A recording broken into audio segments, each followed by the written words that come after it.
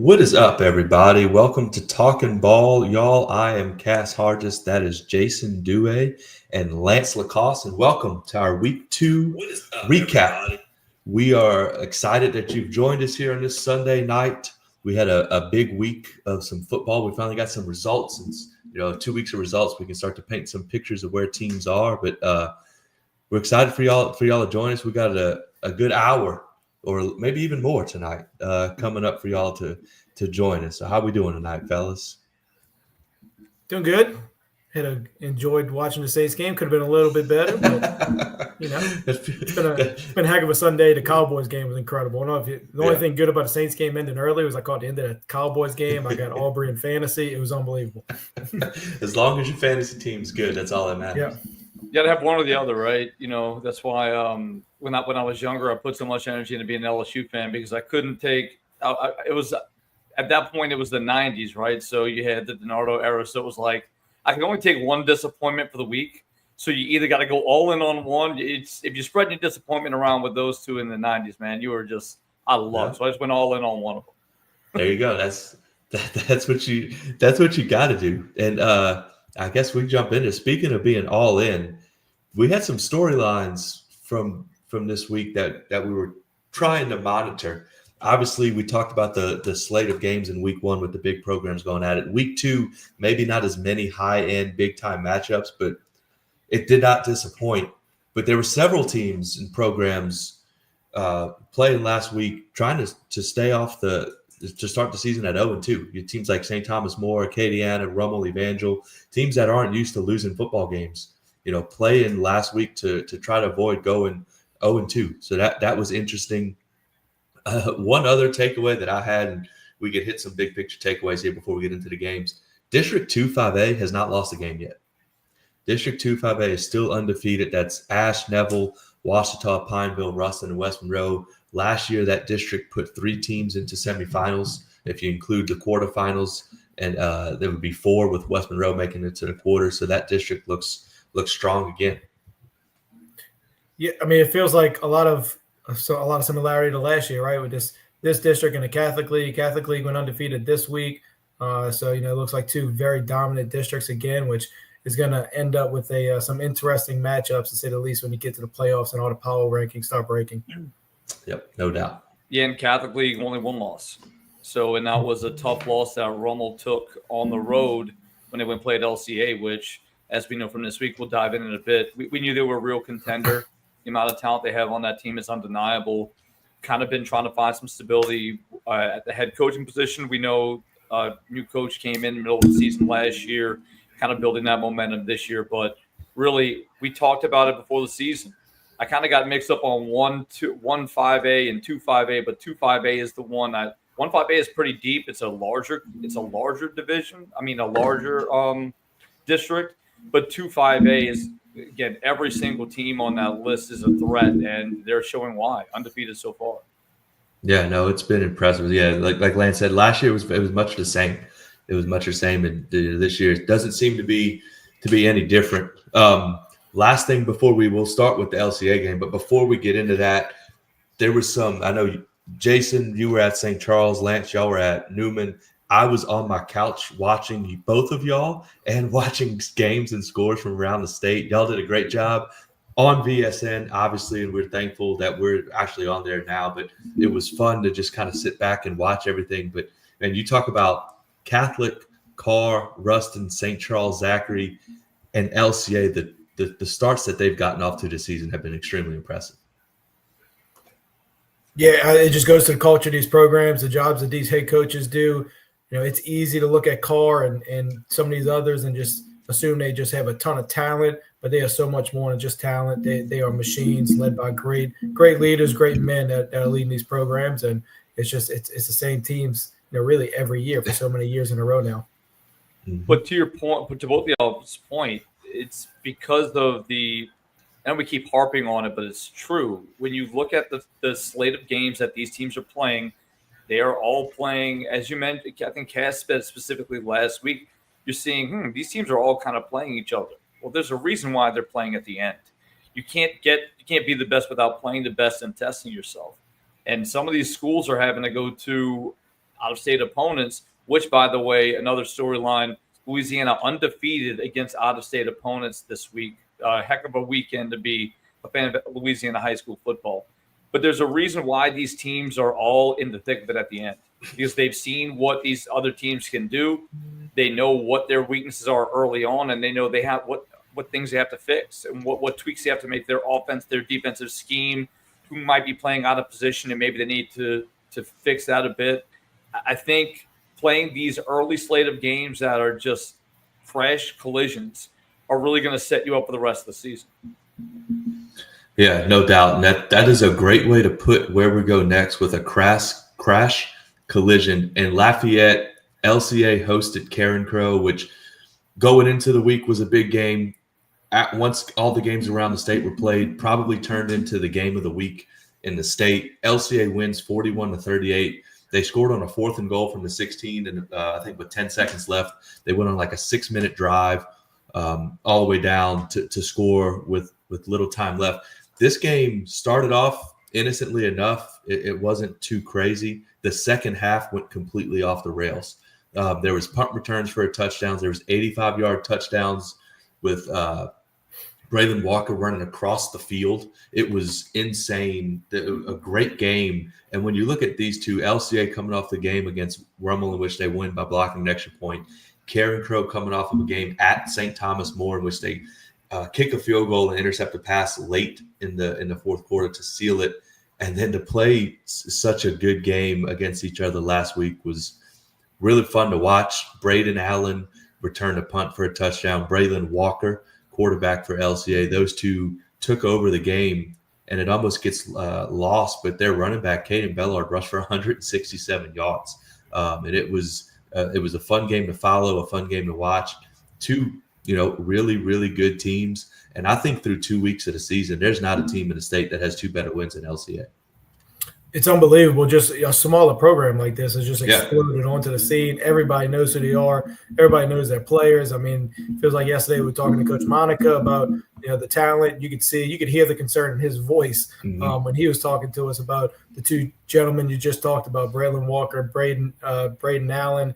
The highlight from Braylon Walker, if you haven't seen it, that is worth the Twitter search. That was just, that had to be the play of the week, I would say, right? Yeah. It was Braylon Walker. I mean, he ran all over the field, and for him to outrun all 11 guys on Karen Crow's team was just incredible. So, good luck to whoever sees LCA in that. Are they Division II or they're Division III still? They're Division III. Well, and the crazy thing is, you said it, Lance, they're Division III. They're really, if you're going to go by classification, probably a 2A school, 2 to 3A school. Yeah.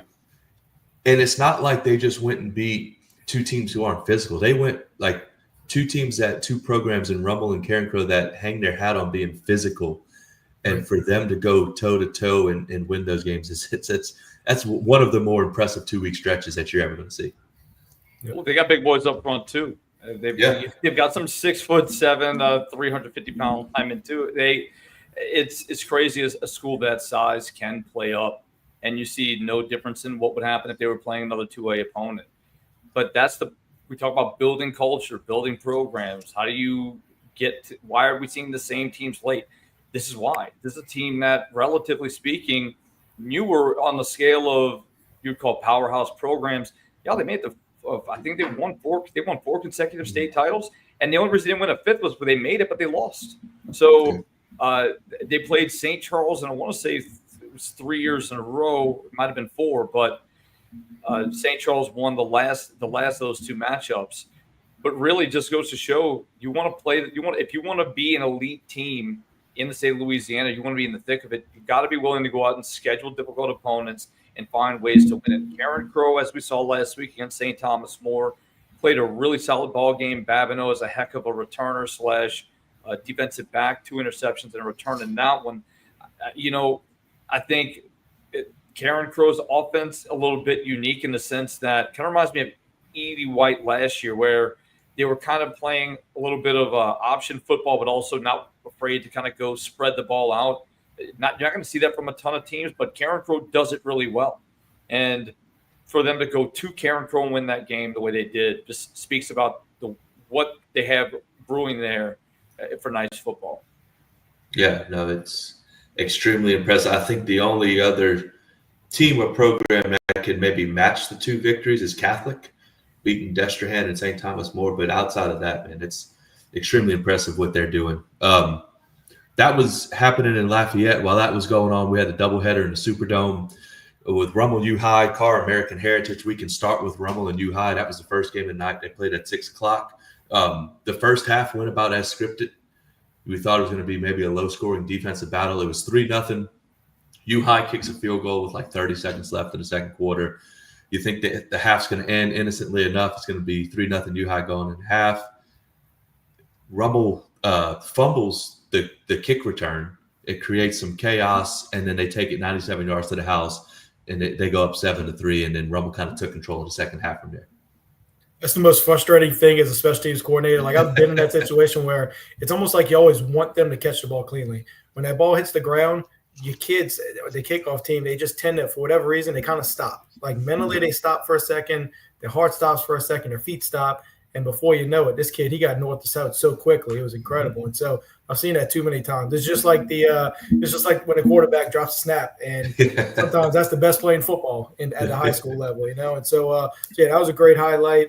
It feels like, Rummel, they're figuring themselves out offensively. It feels like they have a new quarterback, new running back, but they still got a ton of power up front with their offensive line. And so looks like they, really the last 2 games, they got off to slow starts, but they finished strong late offensively. And so, it's good for them to get some momentum. That's a huge win for Rummel. Obviously, their toughest opponents are ahead of them. And so for them to get a very respectable non-district win versus U High in the Dome, certainly prepares them for the Catholic League Cathedral in a couple weeks, right?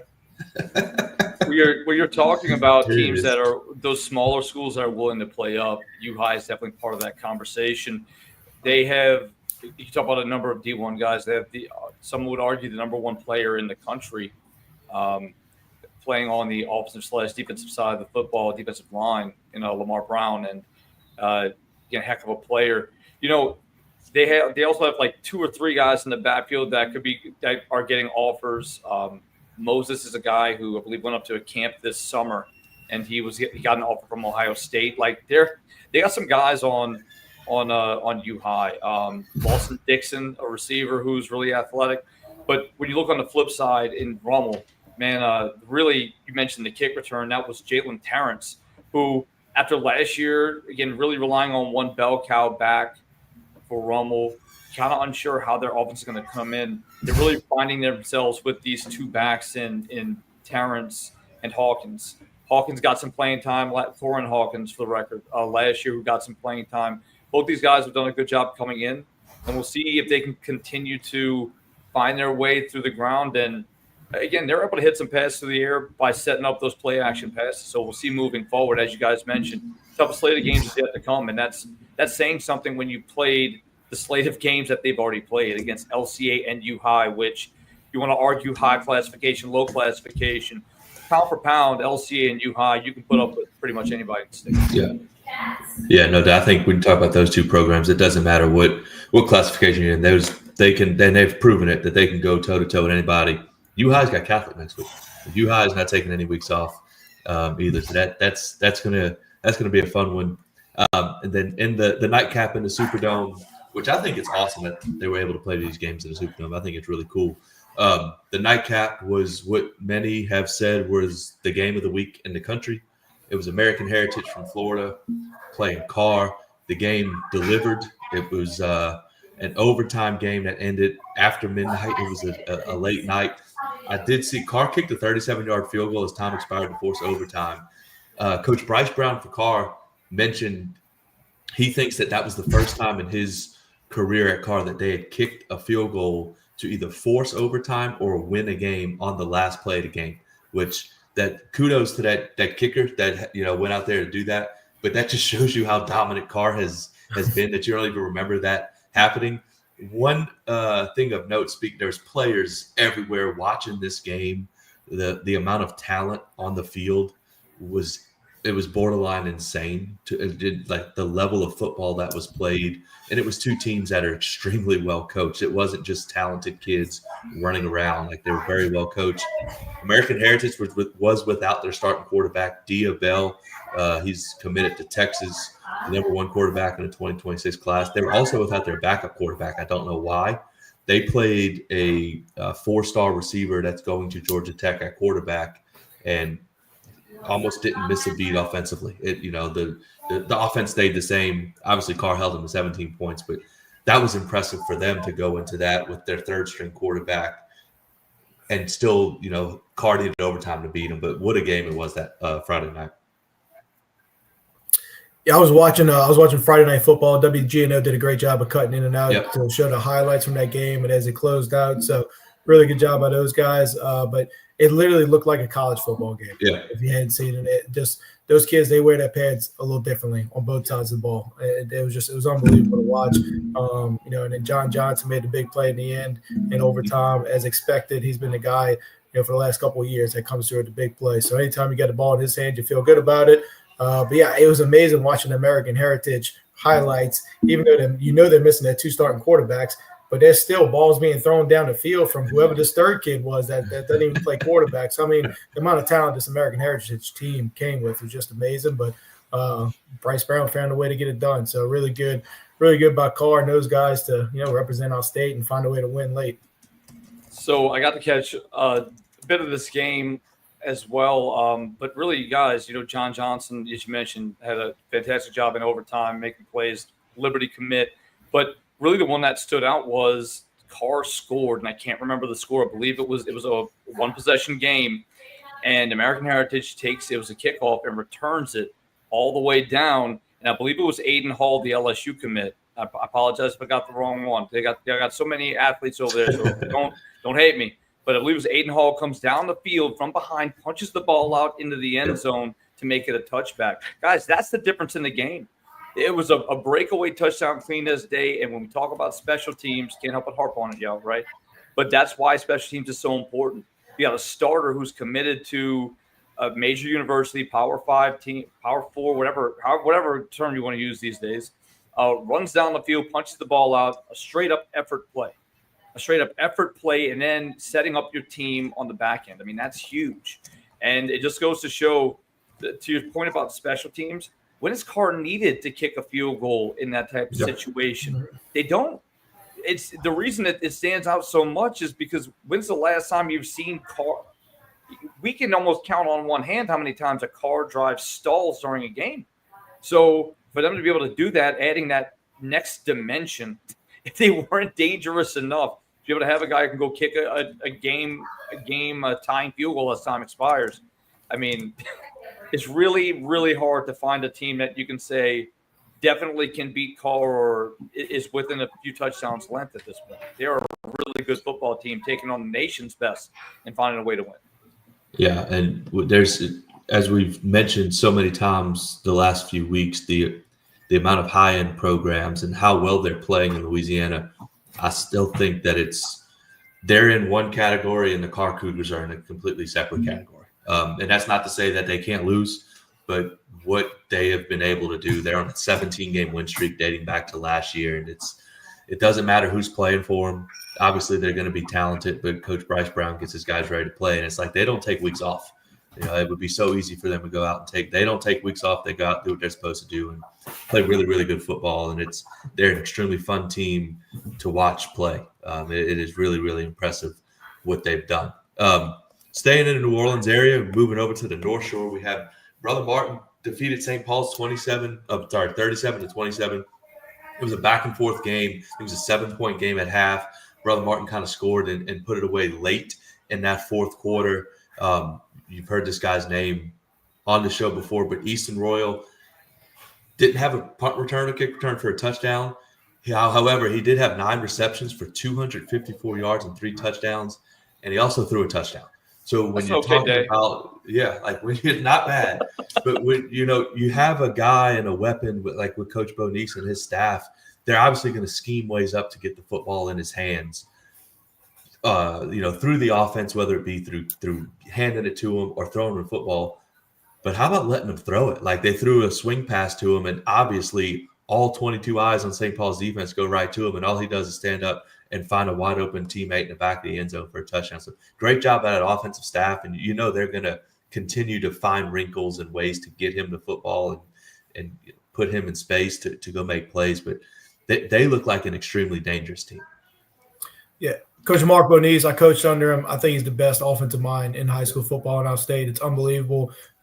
He's going to formation the heck out of you. And he has never seen a formation he didn't like, it feels like. He runs a little bit of everything. And when he has a weapon like this, he is going to utilize it in so many different ways. I had to coach against him when he had Irv Smith as a tight end. And the way he utilized Irv Smith made our lives absolutely miserable in the secondary of not knowing where Irv was going to line up, right? And if anybody doesn't remember Irv Smith, tight end that played for the Vikings, I think he's still in the league a little bit right now, but he can do anything. And so when Bonice has a weapon like this, it is dangerous. It's fun to watch, and it's miserable to go against. I believe they had 3 different people throw touchdowns. Hudson Field threw at least 1 or 2. I think there was another quarterback that played that threw a touchdown. And then, of course, Easton Royal threw a touchdown.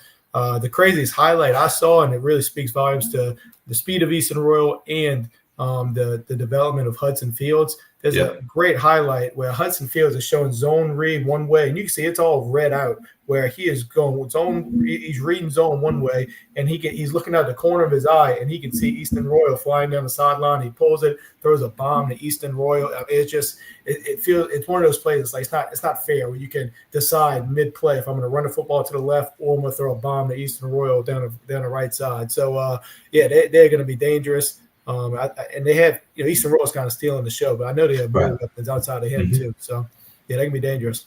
Yeah, to your point, Hudson Fields is a guy who's really kind of I've been hearing word about him throughout the summer and how he was really going to come out and show out this year. And it's when you're a receiver, you have to have, you can be a great receiver, and if you have nobody to throw the ball to you, what are you going to be able to do? So Hudson Fields definitely somebody who, as being a part of that process, again, they're going to have 2 years together to make continuity.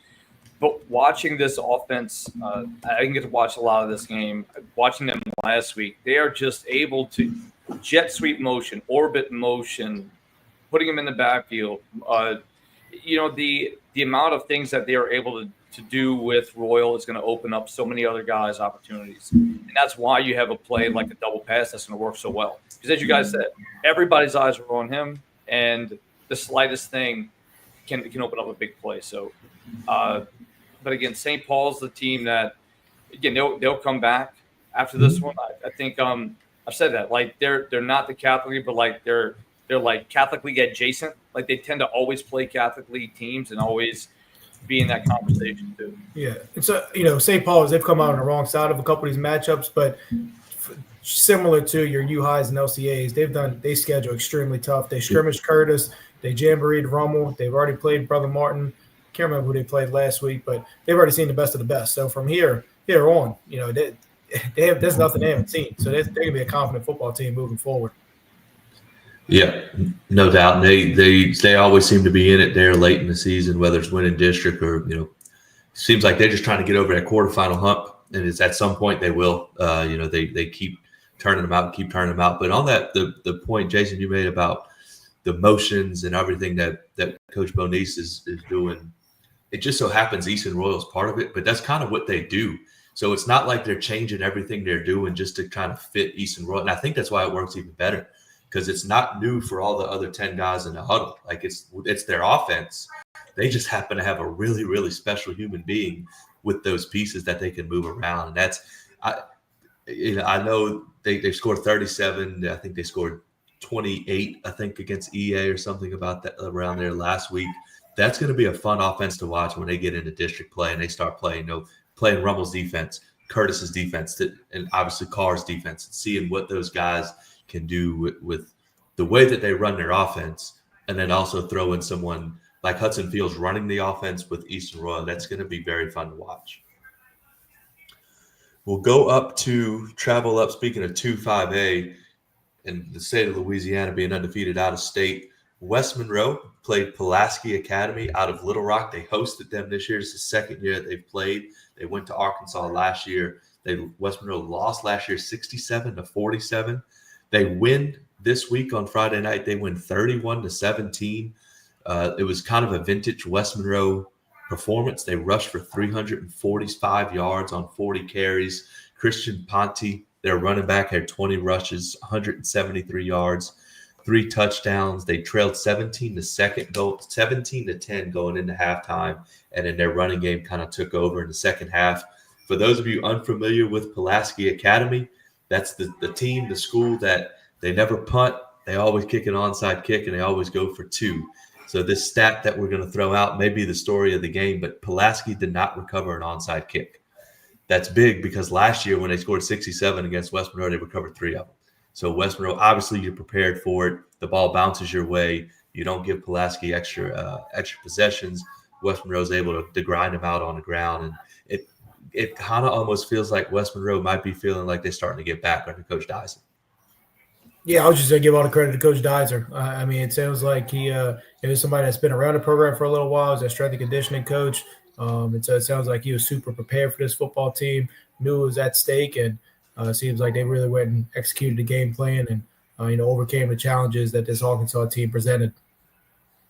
This is the team I mentioned before the season that I said I really liked. I got to watch them, and I think starting out with this 2-0 start, I think it just kind of speaks to that. Pulaski's not a joke by any means. Definitely a team that you have to be worried about. But their offense, they have a number of guys, I would say really 5 if you include quarterback, 5 really dangerous threats, 2 running backs called Thunder and Lightning. You got Ponte, and then you got, I want to say it's Kedrian McNeil, who is a heck of a playmaker. You got Trez Davis, who I would argue is one of the top receivers, and Jordan Coleman. Davis was out this game too. Davis did not play. Okay, I didn't know that. But I mean, that again, speaking more so to how they I think when you talk about being back, it's such a cliche thing to do. You think of Texas highlights or in the Sugar Bowl, but I do think this team is on its way to being a force in their district, which is, we mentioned, top to bottom, brutal. So a nice win for West Monroe. Yeah, no, it just seems like, Louisiana high school football is just a little bit better when they are operating at what they were in the mid '90s, which is it's a high standard to live up to, but it's just a little more fun when they're rolling and their fans are traveling. It's a good time. We'll go down to Baton Rouge, one of the more fun matchups, not just of week 2, but it seems of maybe the last decade. These two teams have played, I think there's only been 2 years in the last 10 that they haven't played in the regular season, but Catholic Baton Rouge and St. Thomas More, every time they play, it always seems like it's a little bit high scoring and it comes down to one possession. This one was absolutely the same as all the others. Catholic pulls it out, 35-28 game that was back and forth again. STM, coming off a loss to Karen Crow in week 1, traveled to Catholic to drop to 0-2. They have a Acadiana next week. And we could talk about that one later, but that's going to be a big one, obviously, for both teams. But man, this Friday night, Catholic relied on their running game. They went to Jaden Miles, 15 carries, they had 122 yards and 2 touchdowns. They're still playing 2 quarterbacks, and they're still highly effective. Both Baylor Graves and Taylor Goldsmith played. Baylor Graves led the Bears to 4 touchdowns on the 4 drives that he was in.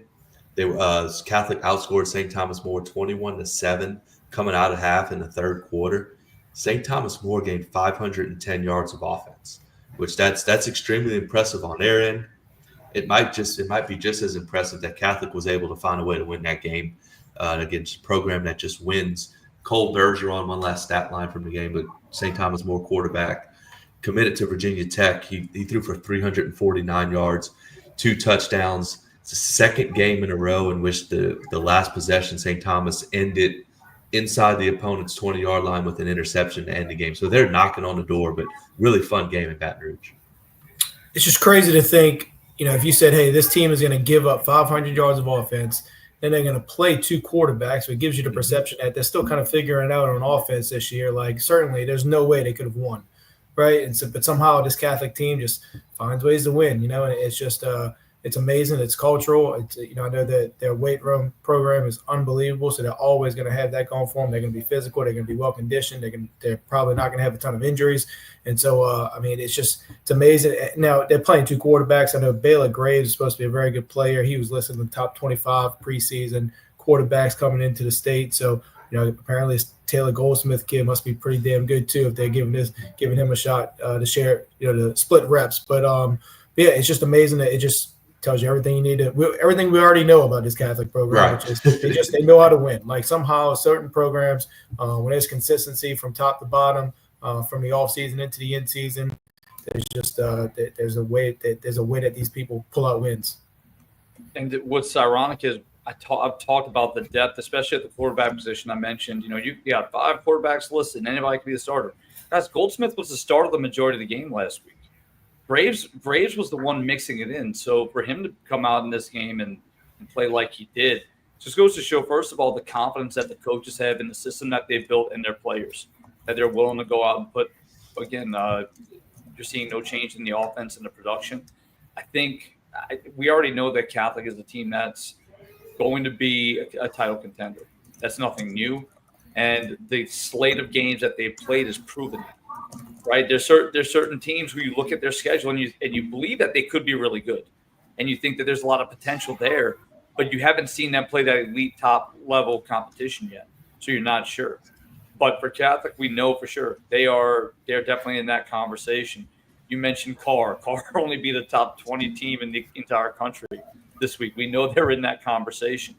West Monroe plays an elite team from out of state. So again, going back to that continuous conversation we've had, playing the best early on, it also kind of gives a perception of who is elite, like who are we going to be seeing play at the end of the year. And we're already getting a pretty clear idea who's starting out hot, but we always know, right? It's not how you start, it's how you finish. So we'll see if they can continue to build upon what they have with a very dynamic offense and a solid defense. Yeah, it's just what this Catholic program has done over the last. It's been really, really good, for a long time. But it seems like it's hit another gear, and it's been, Gabe Fertitta just started it, with the run probably 10 years ago, and then what Hudson Fuller's done. It's impressive, man. It's impressive, and St. Thomas More the same way. They, you sit here and you're going to say that, they're going to be fine. It wouldn't shock me if you wake up in the second to last week in November and they're still playing, and it's just, you got to kind of get through a tough non-district schedule. Speaking of teams that you always expect to be there, and it seems like we bring up the same teams here, but there's a reason for that. The Neville Tigers, again, out of that District 2-5A up in the Monroe area, they hosted Calvary Baptist. They won 38-14. I think the score probably isn't indicative of how close the game was, especially in the first half. Parker Robinson, the starting quarterback for Neville, injured his ankle against Evangel last week. He did not start, and it kind of seemed like he was only going to play if they got into a hole. Well, they got into a hole. They played 2 other quarterbacks. They threw 3 interceptions in the first half. Parker Robinson comes out in the second half, leads his team to 4 straight scoring drives. They pull away from Calvary Baptist to win 38-14. But again, another super impressive win by Neville, even considering the fact that you're playing with your second and third string quarterback against a really good Calvary Baptist team. Yeah, I don't think I saw highlights from this one, but I was very surprised that I saw the final score of this one. I thought this was going to be a close game, especially knowing we had talked about the Parker Robinson kid being injured last week. But it obviously was a close game. Parker Robinson led them to 4 straight scoring drives when he did come in late in the game. So, it obviously was a closer game early on. But, yeah, this was a little surprising to see this final kind of get away from Calvary the way it did. But, again, it's another smaller school playing against a bigger opponent. This is one that Calvary is going to build upon and continue to get better as the season wears on. Yeah, Calvary again playing a little bit above their weight class in this matchup, still putting up a heck of a fight, which isn't surprising. I mean, Calvary again trying to bounce back after. Well, I'm saying bounce back. They made it to the semifinals last year, but in Calvary's mind, there's a bounce back here, right? So again, trying to bounce back from maybe a disappointing, I say that as ironically as I can, semifinal appearance last year. They they have a lot of pieces in place this year to make another run. And when you're playing a team like Neville, we watched Neville take on Evangel last weekend in a bloodbath. I mean, that's the wrong term, I should say. I mean, that was a battle. Like, that was a back and forth game till the very end. And to watch them again kind of come into this game and to go up in this game at one point is impressive. Neville has a lot. We talk a lot about offense because it's so easy, but man, Neville has playmakers everywhere on defense. They have one of the stronger defenses in Class 5A, and sometimes that's what happens. You're able to find a way, but defenses can find a way to adjust, maneuver, and put their pieces in place. So again, not surprising that Neville won.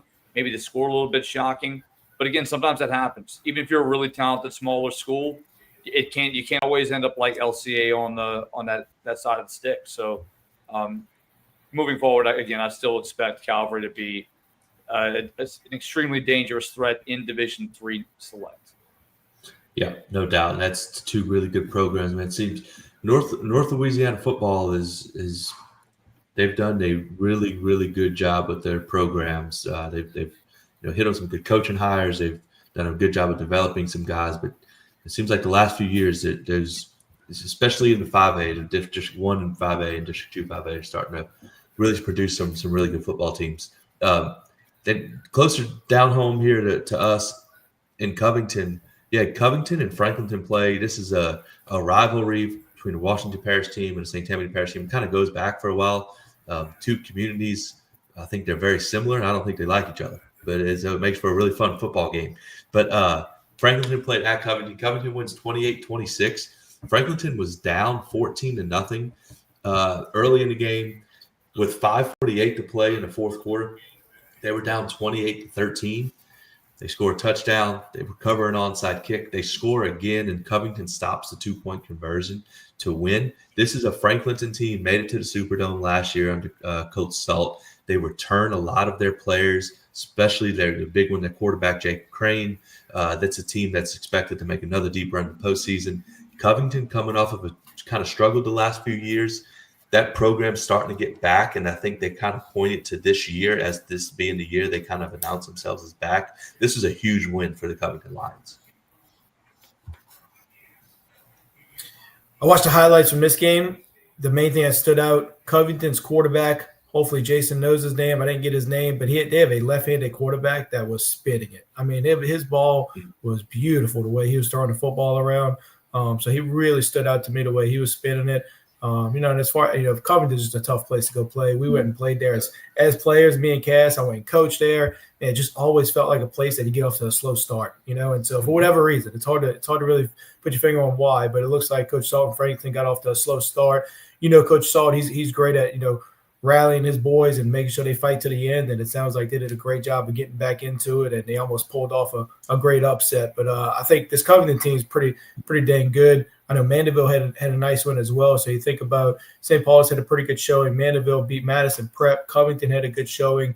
That district out there is always a little bit more interesting when Covington's good. A lot of times it goes through St. Paul's and Mandeville, but when you got that third horse in the race with Covington, especially when they got a good quarterback like it looked like they had, that district gets real interesting.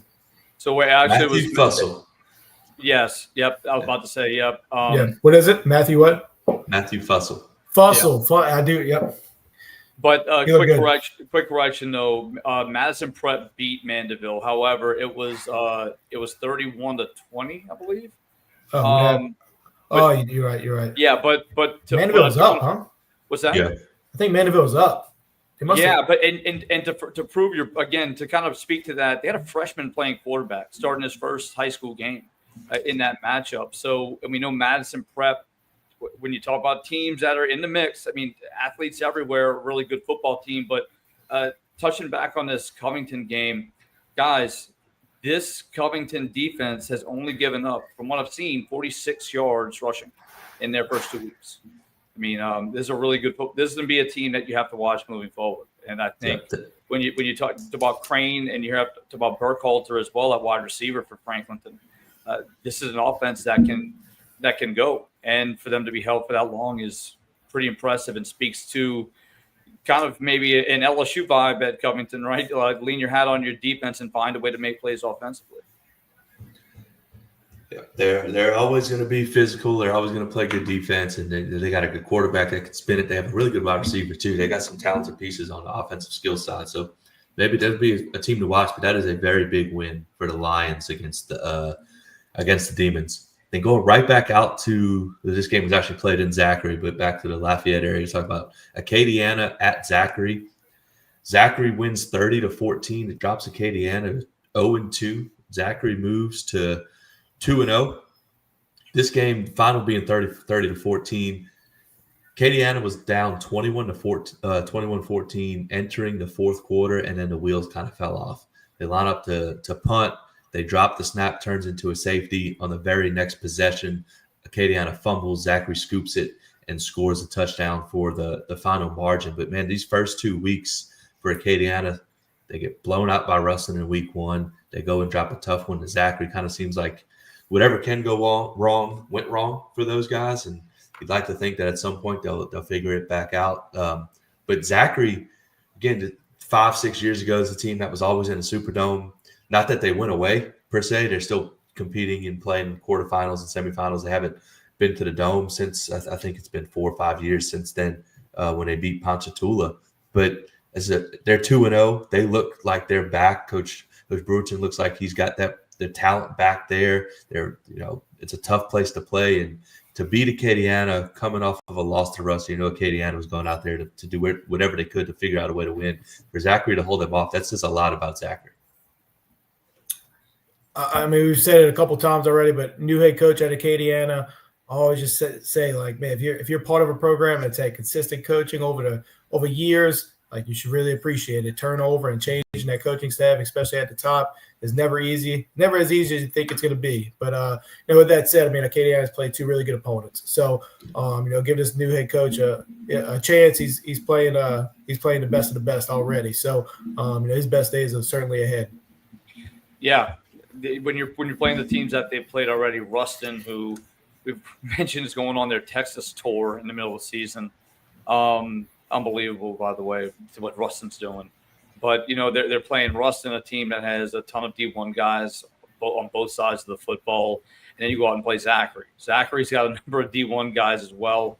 We know that Zachary, to reiterate what you guys said, is a program that consistently puts out D1 talent, is going to make a run in the Dome. And they definitely – it feels a little bit different than maybe the last few years. Like, you feel like Zachary could be a dangerous threat here, maybe more so than recent history. So we'll see how things play out, but Zachary's going to be in that mix.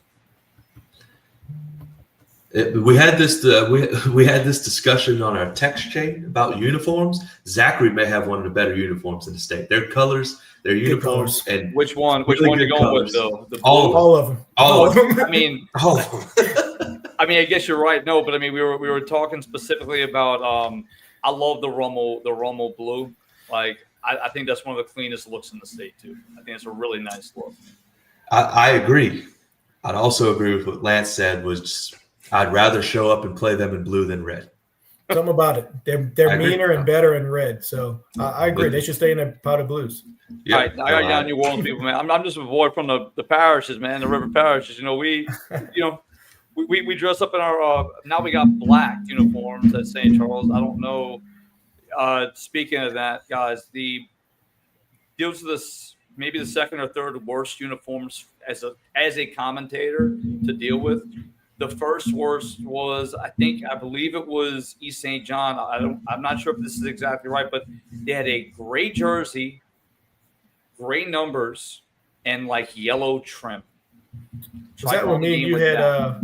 Me and you had Holy Cross East St. John. It was a challenge. I think that was the game, I think it was both teams really, but yeah.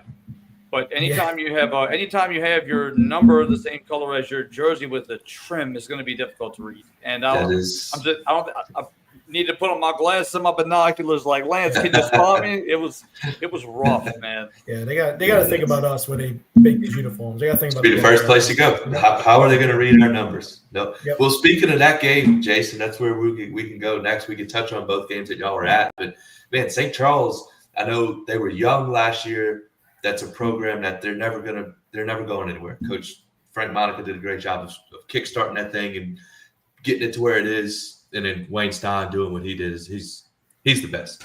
He's awesome. But kind of what down year last year, and then they beat Newman last week, and then man, what they did to Lutcher, Lutcher may be headed for a year that they're maybe not accustomed to, but that's still extremely impressive to beat them 28-0.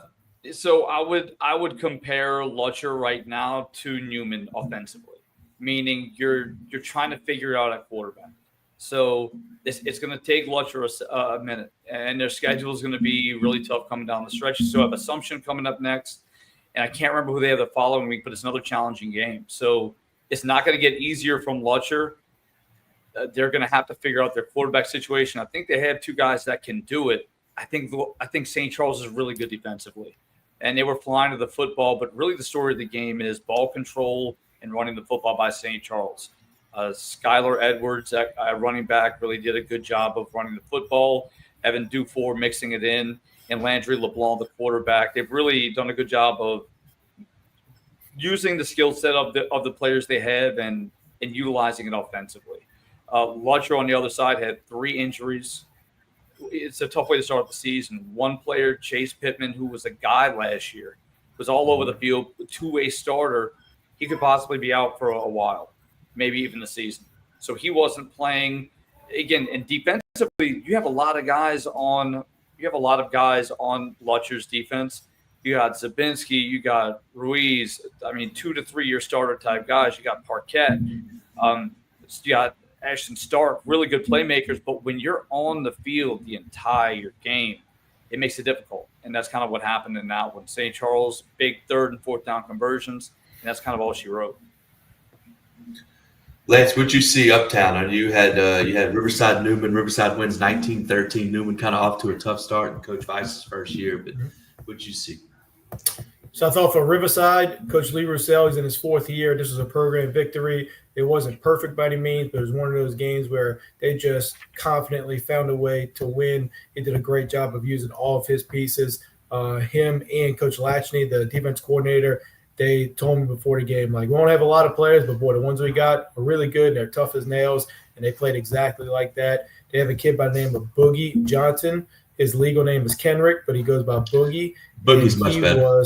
He was unbelievable. He is a 3rd-year starter as a sophomore, and he played everywhere.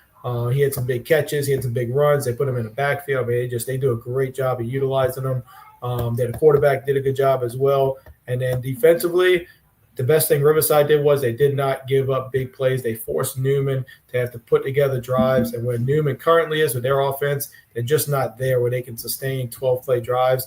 They had a bunch of 8th and 9th graders starting in the secondary for Riverside, and they really did not give up any big plays. It felt like just a matter of time before Newman's talented receivers and Jake Randall, who's now playing quarterback, would get loose, but it just never really happened. And so but on the flip side of that, Newman, they just need to, get their first win. Jake Randall, they scored their first touchdown of the season in the 3rd quarter, and it just felt like when they got that touchdown, there was a whole different level of just confidence all of a sudden. They needed an identity playing with Jake Randall at quarterback. He started throwing the football a lot better in the second half. They have a couple really good receivers in Hendricks Hill and George Loop, and so it's just about how do we utilize these guys with a quarterback that's somewhat limited throwing the football, right? And so Newman's going to be all right. They're just looking for their identity. Again, they need their first win, just like they needed that first touchdown. They're going to get the ball rolling. You could see some glimmers there where they can be really good. And again, they got some upcoming games that are going to be wins for them. The next one is the Willow School. The Willow School actually had a good win, so that's not going to be an easy one. I don't think it's that Willow School that's coming up in 2 weeks. No, and to point on that, it's not a team we talked a lot about, but I kind of pinpointed some guys or players who almost player of the game. Caden Thomas, a really solid quarterback for them. Threw for I want to say it was 267, but both targets really big. Mark Rhodes and Ahmad Vapi combined for 253 through the air, receiving 3 touchdowns in that win over Country Day. It was 33-20 in that matchup. They went to LSU and won a 7-on-7 tournament. Now, this is a team that's not competing for district honors. So it's a little bit different what they're playing for, but still a really impressive team that can pass the football well. What a cool setup out there too. If you haven't driven past the Willow School, cool setup. Multi-purpose football, baseball. Drew Brees Field, right? Yes. Yeah, it's on Drew Brees Field. I walked through that school. It was definitely a unique setup out there uptown. Heck of a swimming team. I went and called a Newman swim meet a few years ago, and man, they were really good. I didn't know what I was calling. I appreciate the opportunity for BSN to let me do it, but it was a new experience for me. It was fun to do, but man, they had some swimmers that I'm like, how are you not doggy paddling at this point? Like they underwater for 20 minutes. I'm like, man, come up, breathe. Like make sure you're good. Those of y'all who are new here, that's the first swimming reference we had. So welcome to the show. There was Thursday night. There was a few games. The one that I know we had kind of circled a little bit, but Live Oak and Dunham. Live Oak scores 63. Elijah Haven, man, he's the real deal. He accounted for over 550 yards. They go on to win 63-42. Coach Weiner and Dunham, that's a team. They were in the Superdome last year. Kind of expected to make another deep run, but punching above their weight. Live Oak's 5A team. Coach Randall Leggett he's doing a good job of trying to build that program and get it rolling a little bit. But man, you run into Elijah Haven, it's going to be tough for your defense. Yeah, I know Coach Weiner already knows this, but enjoy these days, right? I mean, this is a once-in-a-lifetime talent that he's coaching, 550 yards. Jarvis Washington's probably the luckiest guy in Louisiana because he gets to catch passes from Elijah Haven. He caught 260 yards and 4 touchdowns. So, yeah, I mean, they go beat – anytime a 1A goes and beats a 5A, that's pretty special, no matter who's playing quarterback. Yep. Yeah, I mean, but again, this is not the last time you're going to hear about a quarterback and wide receiver duo here tonight even. But, they've got players all over the field. And, even in the backfield, they got some guys that can run the football too. I mean, they are really athletic. This feels like this could be the year for Dunham. They've been really close a few times. And when you look at having an elite quarterback, some really talented receivers and running backs and some players defensively that can make plays, this feels like it could be the year.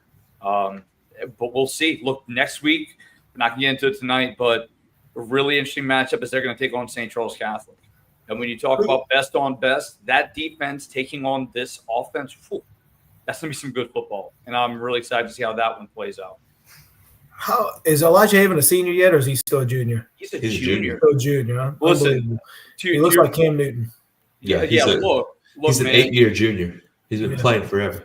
The junior, and we talked about this, the junior quarterback class this year is ridiculous. Okay. It is absolutely, you got Brody Anderson's a guy who I'm going to throw out of left field here. Goes to Westlake High School, lefty quarterback, really talented guy. You go up north and you have Malachi Ziegler, who's a guy who's got offers from all over the country, Tennessee, Oklahoma State. And guys, these are not the top 2 quarterbacks, right? You have the 2 top quarterbacks in the country in Peyton Houston and Elijah Haven. I mean, the class of 27 is really deep, but especially at the quarterback position, and we already know when you talk about college recruiting, the position that's getting hurt the most is quarterback because they're not going to take as many flyers on some guys. But some teams should really be looking in state at these Louisiana guys because, man, they got some guys that can throw the football in the class of 27 and 26 for that matter too, but especially 27. Got a lot of dudes in that class. Yeah. Well, speaking of quarterbacks, points, throwing a football, we don't have to spend much time on it because I think we're following it, but nobody knows exactly what happened. But Lake Charles College Prep beat Barb 70-65 in a football game, not a basketball game, football game. That was on Thursday night as well. I was watching it, or as much of it as I could. Another game we talked last week about Minden and Mansfield coming down 35. Lake Charles College Prep was down 23 in this game. They were down. I want to say it was 50. I don't have the score in front of me, but it was like 50. Shoot, I don't have it. It was okay. It was 30. It was 37-14 at the half. And again, really, when you look at the way Barb scored, they scored on defense. They made some plays, but Lake Charles kept playing their game, kept running the football. Both teams ran the football really, really well. And Barb has some guys offensively that can really scoot as well as Lake Charles. So two really good football teams. Barb out to 0-2 stretch. I think that's also a product of who they played. They played Airline, which is an elite district. It's District 1 non-select. This is such a mouthful, yo. The Division 1 non-select team, and now you're playing an elite team in Lake Charles College Prep. But a heck of a win for the Trailblazers. Lance, did you get to see any of the Chalmette Lakeshore game? Or some Just the highlights. Yeah, just the highlights. I mean, what stood out, Breeze Wilson, he looks good throwing the football for Chalmette High. He's throwing it up to Dana Antoine, I believe is the name. So this is not the old Jason Tucker wing T. It looks like they are spreading out and throwing the football all over the place, but looks like they got off to just a really slow start to a good Lakeshore team. Lakeshore has a quarterback that looks really physical running the football. So it looks like Lakeshore's got a really good football team this year. Yeah, that was kind of what I saw. One, Lakeshore is really good. Chalmette's really good too. Lakeshore is really, really good. It almost maybe, I'm sure Coach Tucker doesn't feel this way. It was almost a good thing they got down so early, because it almost forced them to open it up and throw it. And I think he probably knew what he had in Breeze Wilson as a quarterback, but not many other people did. And it was impressive the way that they were able to push the ball down the field. And that's going to be something that they're going to need later on in the year, as early as maybe next week. But no, that Lakeshore was extremely impressive, because I think we all know how good Chalmette is. And then maybe the last one I'll bring up, y'all can go somewhere else, but Central and Denham Springs, a great game in Denham Springs. Denham Springs, I know we mentioned it a little bit last Tuesday. They they fall just short of Central. Central's really, really good, defending state champs, but that was a really good football game with two really good football teams. Yeah, I mean, the main thing we know about Denham Springs is they are really old. We talked about it last time, 43 seniors, really good strength coach out there. So, they're an old, strong, physical football team. So this is I think, very underrated road win for Central to get this done, week 2. This is a team in Denham Springs that beat Zachary in the Jamboree. This is a team that should be on people's radar if they aren't already. Denham Springs is a good football team this year, and they're going to give some teams some fits. Central, once again, finds a way to get it done. A big touchdown late in the game also kind of propelled them to sealing that win. But really a nice job. It was Marcus Watson who had 2 touchdowns in that game, including a 32-yarder with under 2 minutes. So had to come back in that game and find a way to win it. They do, but that's what good teams do. And Central is a really good football team. Yeah. And so we go from talking about that to we got to have a shout out here. Tacoma Spartans snapped I think it was up the 36 game losing streak with a 34-30 win. It was 30 something games. And that's a program that just as recently as 5 years ago, Trey Harris and Malik Neighbors played on that football team at the same time. And they now they go on a stretch with, they're losing 35, 34. It was somewhere in the mid 30s, but good on them for going out and getting a win. Yeah, and Jaden Celestine, really the catalyst in that one. Had another back who rushed for around 80 yards in the touchdown too. But Celestine, 25 carries, 247 yards with a pair of touchdowns to pave the way. Really nice win for that team when we're talking about teams finally breaking streaks and finding their way back into the win column after a long stretch. They're not the only team as well who did that this week. Was it plain dealing? Was that the other one? It wasn't plain dealing. I'm drawing a blank. Southwood won this week or last? Southwood won this week. Southwood won. So they're the longest one, right? Against Arcadia. Yeah, I believe it was a 16-15 win, Southwood over Arcadia. I could be off by a few points, but a big win for them too under a brand new head coach. It's always nice to be under a new coach. getting an opportunity to come out and win early in the year to kind of feel that now the pressure's off. Now you can just go play football. And you talked about Newman, Lance, and confidence is so much a part of this game, guys, that we don't talk about. Baseball is, I would argue, almost 75% mental. Football can be just as mental, but it feels like a greater weight on your shoulders based off of wins and losses and opportunities and scores. When baseball, you get, you get a few opportunities every game to do it. But football, you get, in the words of Frank Monaco, you get 10 bullets and you get one shot every week. And if you miss your target, then that's it. You can't reload. You can't wind back time. That's what happens. So in football, to get a win early in the season after that type of streak, so important. Yeah, no doubt. But that week, we're just getting rolling. We got some district matchups that are going to be starting next week.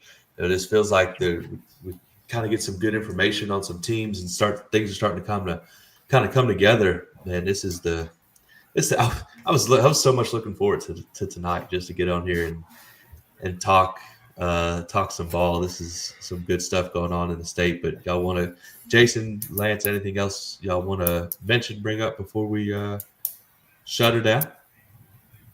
I'll give a few player shout outs before we get out of here. So a few really big performances in the state. Houghton going to OT with Bird, 36-35 win, going for 2-point conversion the first time and getting it. Really a dynamic pass quarterback receiver relationship. Taylor Weathersby 301 yards and 3 touchdowns. Ethan Johnson, his receiver, only 290 yards in that game with 3 touchdowns. That's a school record. Alex Mitchell, guy out of Loyola, 3 interceptions on the day, forced a number of fumbles last year in their 47-12 win over Logansport. And one last guy I'll mention is the Caleb Snoop Green from Donaldsonville. He had 8 tackles for loss in this game. He had 22 all of last season. So for him to come out and get 8 in one game against Port Allen in their 37-14 win, pretty impressive day for him. Boy, Snoop. All right, that'll do it for us tonight.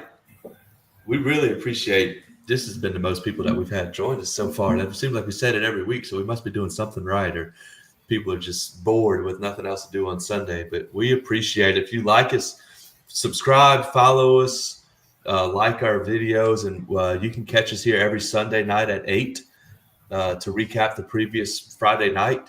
You'll also start to be able to catch us on Tuesday nights at 8 o'clock to look forward to the next week. So this Tuesday, you can find us right here on our X channel. Tell Jenny I said X, Lance, not Good Twitter. job. Good. Guys coming along. Find us on our X channel, our YouTube channel, and also on VSN Live. You can also find it on demand at VSN. Those guys do a tremendous job. And look, from experience, if you have a Friday night free where you're just going to not go to a game, sit on your couch, put on VSN, and you can. I think last week I was watching 6 games. It was a lot of fun. So we appreciate y'all hanging out with us tonight. We will see y'all again on Tuesday night at 8 o'clock.